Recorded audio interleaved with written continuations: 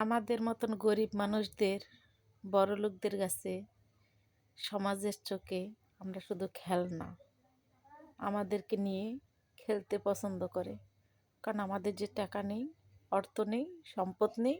তাই কিসের জন্য? আল্লাহ তো মানুষ বানায় পাঠাইছে, টাকা পয়সা কেউরে দিয়েই পাঠায় নাই। তাহলে আজকে এই অবহেলা কেন?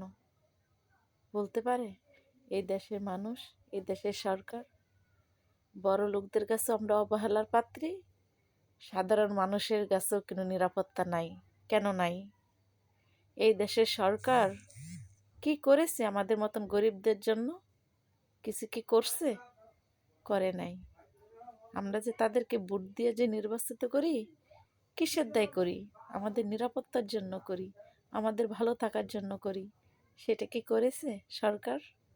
করে নাই তো। তাহলে আমরা কি পাইতাছি? তারা তো একটা ভোট পাইতাছে, আর আমরা কি পাইছি? এই সমাজে মানুষের কাছ থেকে, এই সমাজের উচ্চতলার মানুষের কাছ থেকে, সাধারণ মানুষের কাছ থেকে কিছুই পাই নাই। সেটা কি বলতে পারে কেউ?